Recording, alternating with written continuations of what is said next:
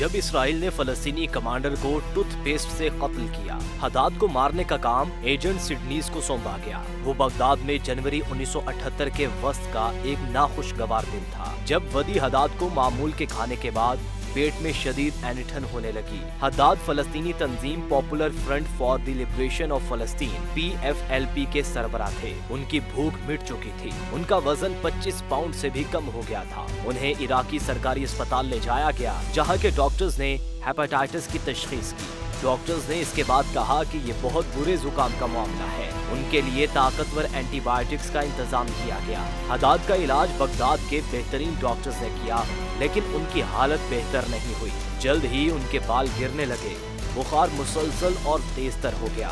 شک کی سوئی زہر کی طرف اشارہ کرتی تھی، لیکن کون سا زہر اور کیسے دیا گیا، ڈاکٹرز کو کچھ پتا نہیں تھا۔ اس کے بعد فلسطین لبریشن آرگنائزیشن کے رہنما یاسر عرفات نے ایک معاون سے مشرقی جرمنی کے خفیہ سروس 87 STASI سے مدد لینے کو کہا۔ یہ وہ وقت تھا جب سوویت فلسطینی جنگجوؤں کی مدد کرتے تھے اور انہیں پاسپورٹ، پناہ گاہ، ہتھیار اور انٹیلیجنس فراہم کرتے تھے۔ جب عرفات کا معاون مشرقی جرمن خفیہ ادارے تک پہنچا تو حداد کو بغداد سے مشرقی برلن منتقل کر دیا گیا۔ انہیں ایک اسپتال میں داخل کرایا گیا جہاں انٹیلیجنس اور خفیہ سروس کمیونٹی کے ارکان کا علاج کیا جاتا تھا۔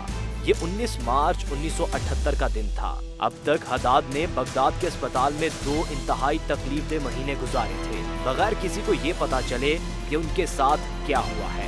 جب مشرقی برلن نے مداخلت کی تو عرفات نے امید ظاہر کی کہ نتائج قدرے واضح ہوں گے۔ بغداد سے ہوائی جہاز کے ذریعے دوسرے اسپتال منتقل کرنے کے دوران جب حداد کے مددگاروں نے ان کا سامان باندھا تو اس میں ٹوتھ پیسٹ کی ایک ٹیوب بھی تھی۔ حداد جب برلن پہنچے تو وہ تقریباً موت کے منہ میں تھے۔ 41 سالہ ودی حداد کو مشرقی برلن کے اسپتال میں داخل کیا گیا تھا۔ انہیں کئی جگہوں پر لقوے کا سامنا تھا۔ ان کے دل کے ارد گرد خون لیک ہو کر بہہ رہا تھا، یہاں تک کہ ان کی زبان، پھیپھڑوں کی جھلیوں، ٹانسلز اور پیشاب تک سے خون بہہ رہا تھا۔ ان کے پلیٹلیٹس کی تعداد خطرناک حد تک گر گئی تھی۔ اسپتال میں ڈاکٹرز کی طرف سے ان کے تمام ممکنہ ٹیسٹ کروائے گئے، لیکن کچھ پتہ نہیں چلا۔ ڈاکٹرز کا قیاس تھا کہ انہیں یا تو چوہے مار زہر یا تھیلیم زہر دیا گیا ہے، کیونکہ ان کی اچانک موت نہیں ہوئی تھی۔ حداد کے معاملے میں ڈاکٹرز کو کسی نتیجے پر پہنچنے میں مدد کے لیے کوئی جسمانی ثبوت نہیں تھا۔ ایسا ہی بغداد میں ڈاکٹرز کے ساتھ بھی ہوا تھا۔ 10 دن تک حداد بدترین اذیت میں رہے۔ مشرقی برلن کے اسپتال میں ان کی چیخیں سنی جا سکتی تھی اور ڈاکٹرز کو انہیں دن رات بے ہوش رکھنا پڑتا تھا۔ پھر 29 مارچ کو حداد کا انتقال ہو گیا۔ اس کے بعد حداد کا مکمل پوسٹ مارٹم ہوا۔ 87 کو حداد کی موت کی تفصیلات فرانسک ماہر پروفیسر اوٹو پروکوپ سے موصول ہوئی، جن کی رپورٹ میں کہا گیا کہ حداد کی موت دماغی خون بہہ جانے اور نمونیا بذریعہ پینمائلوپیتھی کی وجہ سے ہوئی، اور یہ کہ اس شبے کی گنجائش ہے کہ کسی نے انہیں قتل کیا ہے۔ تو ودی حداد کے ساتھ اصل میں کیا ہوا تھا؟ PFLP کے سربراہ ودی حداد یا ابو ہانی نے 27 جون 1976 کو ایئر فرانس کی پرواز 139 کی ہائی جیکنگ کی منصوبہ بندی کی تھی۔ پرواز تل ابیب سے پیرس کے راستے ایتھنز کے لیے روانہ ہوئی۔ ایتھنز میں طیارے میں 58 مسافر سوار ہوئے، جن میں 4 ہائی جیکرز بھی تھے۔ ان میں 2 PFLP کے ممبران تھے اور 2 جرمن انقلابی سیل کے افراد تھے۔ طیارے کو لیبیا میں بنغازی پہنچایا گیا، جہاں ہائی جیکرز کو برطانوی نیاد اسرائیلی شہری پیٹریشیا مارٹیل کو چھوڑنا پڑا، جس نے خود کو کاٹ کر زخمی کر لیا اور اسقاط حمل کا بہانہ کیا۔ مارٹیل باہر نکلنے کے بعد لندن چلی گئی اور برطانوی خفیہ ایجنسی MI6 اور اسرائیل کی انٹیلیجنس ایجنسی موساد نے ان سے معلومات حاصل کی۔ یوگانڈا کے اینٹیبی ہوائی اڈے کے لیے روانہ ہونے سے قبل طیارہ بنغازی میں 7 گھنٹے تک ایندھن بھرنے کے لیے موجود رہا۔ اینٹیبی میں اسرائیل نے آپریشن تھنڈر بولٹ کا آغاز کیا۔ لیفٹیننٹ کرنل یوناتن نیتن یاہو کی قیادت میں سیرت متکل اسرائیل کے جنرل سٹاف کی خصوصی جاسوسی یونٹ کی 29 رکنی یونٹ یرغمالیوں کو نکالنے کی انچارج تھی، جو یرغمالیوں کو نکالنے میں کامیاب ہو گئی۔ تاہم اس دوران اسرائیل کا lieutenant colonel Netanyahu Entebbe operation میں مارا گیا اور بعد میں آپریشن کا نام آپریشن یوناٹن رکھ دیا گیا۔ موساد نے اس موت کو ہلکا نہیں لیا اور ودی حداد موساد کے لیے ایک ترجیح بن گیا۔ 1974 میں اقوام متحدہ میں یاسر عرفات کی تقریر کو دنیا بھر میں پذیرائی اور ہمدردی ملی۔ लेकिन मोसाद के कत्ल की फहरिस्त में हद्दाद का नाम आ गया था और मोसाद ने हद्दाद को खत्म करने के लिए काम शुरू कर दिया। एनटीबी पर कार्रवाई को 18 माह गुजर चुके थे। इस दौरान अबूरी तौर पर हद्दाद बगदाद और बेरूत में पुरअमन तरीके से रह रहे थे। मोसाद कत्ल के लिए किसी अरब दारुल हुकूमत में शोर शराबा और फैलावा नहीं चाहती थी, लिहाजा आतिशी हथियार का इम्कान नहीं था। उन्हें एक ऐसा तरीका वज़ा करने की जरूरत थी जिससे से कम शकूक पैदा हो।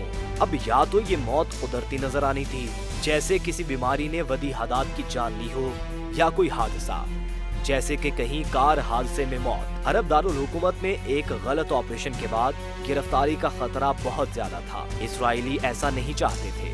हद्दाद को मारने का काम एजेंट सिडनीज को सौंपा गया, जिसे हद्दाद के घर और दफ्तर दोनों तक काफी हद तक रसाई हासिल थी। 10 जनवरी 1978 को एनटीबी कार्रवाई के 1.5 साल बाद हद्दाद के टूथपेस्ट की एक ट्यूब को तब्दील कर दिया गया, जिसमें उनकी मौत थी। टूथपेस्ट की इस ट्यूब में तल अवीव के जुनूब मशरिक में मौजूद नेस ज़ियूना में वाक़े Israel institute for biological research में तैयार किया गया एक जहरीला मादा था। इस इंस्टीट्यूट ने एक टॉक्सिन तैयार किया जो हद्दाद के मुंह में मौजूद झिल्लियों में घुसकर दांत साफ करने के दौरान खून में दाखिल हो सकता था।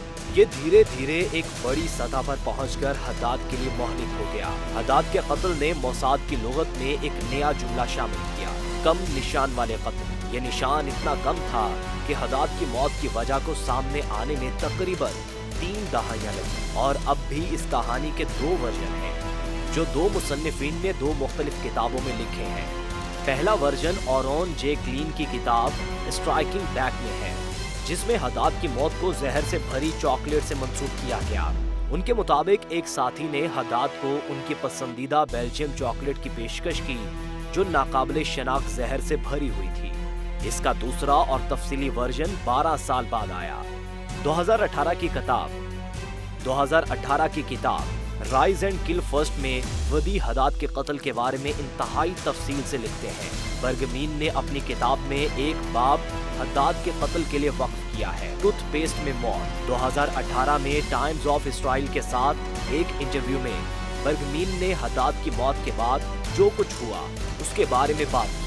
उन्होंने कहा कि सतासी ने इराकी इंटेलिजेंस को रिपोर्टें भेजी और इनमें कहा कि आपको अपने साइंसदानों और उनके टूथपेस्ट को देखना चाहिए, क्योंकि उन्हें शक था कि टूथपेस्ट में जहर मिला था। और उस वक्त से इराकी इंटेलिजेंस ने इराकी साइंसदानों को हुक्म दिया कि वो जब भी इराक से बाहर निकलें अपने टूथपेस्ट और टूथब्रश को अपने साथ ले जाएं। फिर भी उनमें से 2 को जहर दिया गया था। बाबल का फलसफी तलमूद कहता है, अगर कोई तुम्हें मारने आए तो उठकर पहले उसे मार डालो।